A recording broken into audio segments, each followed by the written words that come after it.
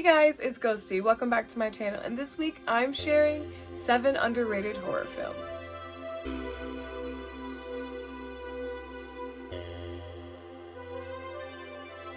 In case you missed it, some of the internet's coolest black horror content creators got together and shared 7 of their favorite underrated horror films, including my show. That night was honestly so great. The range of films was just impeccable. Everybody fucking had taste. Prior to getting asked to be brought on this live, I had already decided to put this on my channel. So what better time to go ahead and just knock this video out? So without further ado, here's my list of 7 underrated horror films.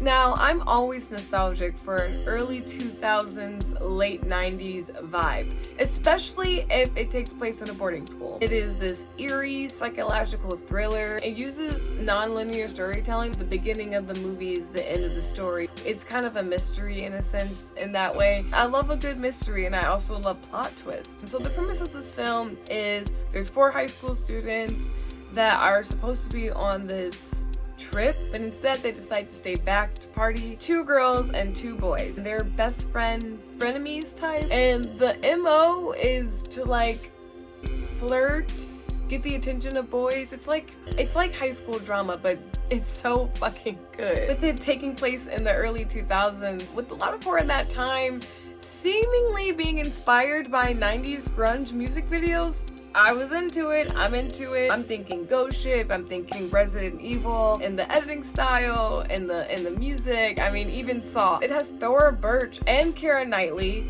90s girlies, fucking dream girlies. It's such a prime movie. I cannot believe that this doesn't have a cult following.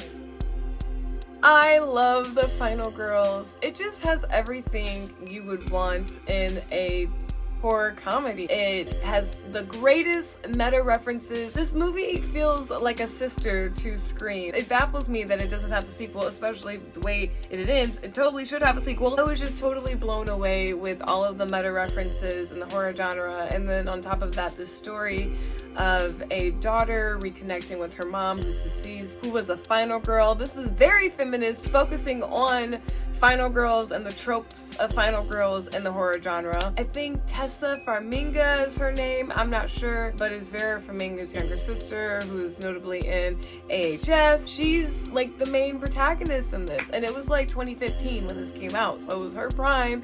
This definitely deserved more love. I don't know where you can watch it. I don't know where you can watch any of these films because I don't do that sort of research for these videos, but Google is free, so you could just Google The Final Girls 2015 and watch it, especially if you love comedic meta horror films.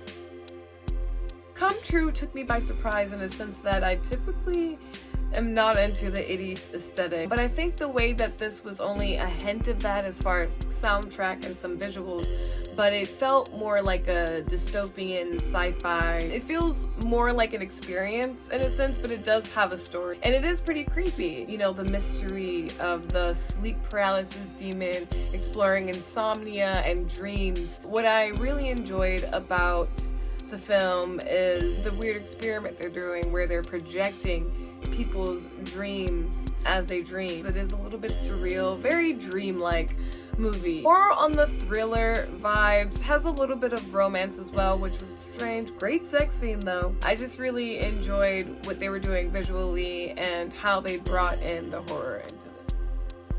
I have to be honest, back in high school I had a lot of male friends, and they convinced me that this movie sucked. When I finally watched it in my adult life, I learned that they were just being misogynistic dumbasses. And also pussies. They're just pussies because the concept of a bitch having teeth as a vagina scares them. Absolutely fucking love this movie as a first time watch. This would pair very well with Jennifer's Body, Ginger Snap, in the sense that this is a true coming of age film exploring what it is to be a woman in that age. You're going through that part of puberty and you're starting to feel things that may be sexual, that may be romantic, different things. The movie really explores like what's happening internally, all the confusion, all the uncertainty, but also like you know what you're feeling, but you don't have the words for it, and unfortunately externally you don't have support. People are very afraid of women understanding and coming into sexuality or even understanding love and romance outside of serving men. But anyway, this movie also explores, importantly, men and their disgustingness. Really good feminist horror film. I feel like it just, the concept kind of like blew people off or something. I'm not really sure, but teeth, definitely want to check it out.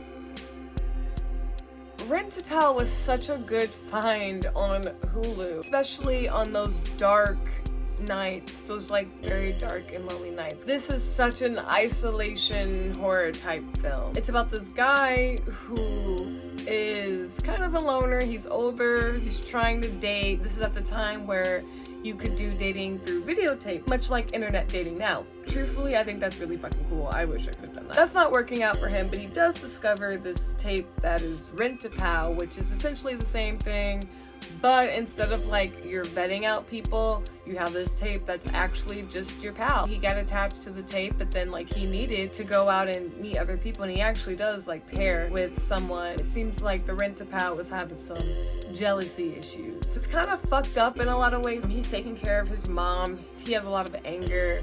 I think he feels very trapped because of his mom. Also, I'm just a killer for the colors that they use. It's like dark and neon at the same time. Either way, it's definitely very fucking 90s, and I love that shit.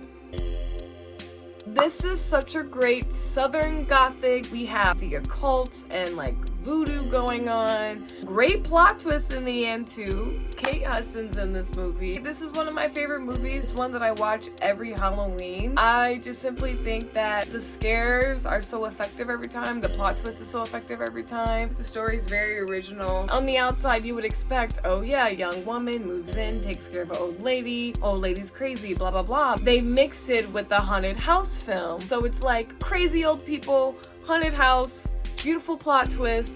I get chills every time watching that movie, honestly. I know I've already covered this whole fucking movie on my channel. Be sure to watch it. But I just can't fucking get enough of this. I think that in a time where we were getting a lot of replicas of Scream and the whodunit slasher, Cry Wolf had a way of still staying in the lines of that, because that was what was going on at the time. Taking that premise and applying it to a very real game that people were playing in real life, the wolf game, who's the murderer or whatever, the whole murder mystery. It's so good. And honestly, this has a lot of great like scares and kills. The killer that they created and dresses them for Halloween one year is fucking creepy. It takes place in a boarding school. I love that setting for films. I don't know, those buildings are so nice. Cry Wolf is a fucking just solid masterpiece of a film, and it needs more love, and it has such a great plot twist. It's like a Saw plot twist. You guys are just not appreciating it. Thanks guys for watching this video. If you liked it, you can give it a thumbs up, and be sure to subscribe to my channel. You can always hit the bell to be notified whenever I release new content. Follow me on social media. I'm on Instagram at Ghosdee_, Twitter at Ghosdee, and Letterboxd at Ghosdee. I'll see you guys in the next video.